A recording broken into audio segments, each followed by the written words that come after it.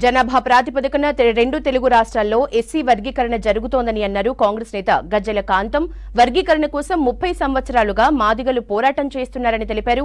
వర్గీకరణ విషయంలో బీజేపీ ఘనత కాదని విమర్శించారు. పంజాబ్, ఏపీ, తెలంగాణ రాష్ట్రాల పోరాటం వల్లే మాదిగలకు న్యాయం జరిగిందన్నారు. వర్గీకరణ జరగాలని మోదీ కోరుకుంటే పార్లమెంట్లో బిల్ని ఎందుకు పాస్ చేయలేదని ప్రశ్నించారు గజ్జెల కాంతం.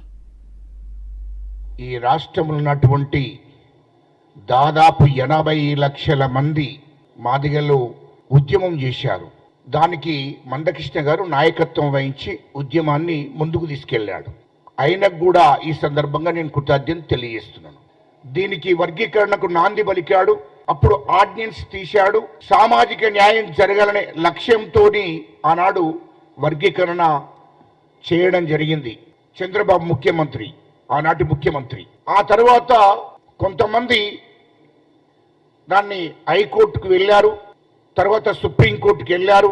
వర్గీకరణ విషయంలో అంటే హైకోర్టు కూడా కొట్టేసింది, సుప్రీంకోర్టు కూడా ఒక సందర్భంలో కొట్టేసినటువంటి సందర్భాలు ఉన్నాయి.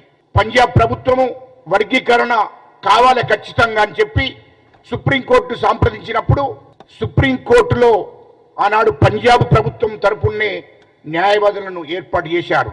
2011లో ఇక్కడ రాష్ట్ర మంత్రివర్యులు దామోదర్ నరసింహ గారిని కొంతమంది ఎమ్మెల్యేలను ఢిల్లీకి పంపించి సుప్రీంకోర్టులో ఇక్కడ నుండి అడ్వకేట్ జనరల్ కూడా పంపి సుప్రీంకోర్టులో మరి అక్కడ వాదించడానికి అడ్వకేట్స్ను ఏర్పాటు చేశారు ప్రభుత్వ ఖర్చులతో.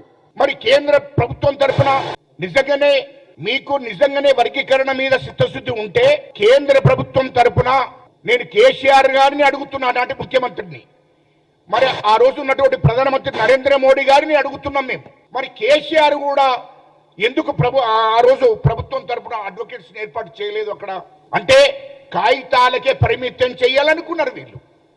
ఆనాటి బీజేపీ కానీ ఇక్కడ కేసీఆర్ కానీ కాగితాలకే పరిమితం చేయాలనుకునే వాళ్ళు దీని మీద ఇంట్రెస్ట్ చూపించలేదు.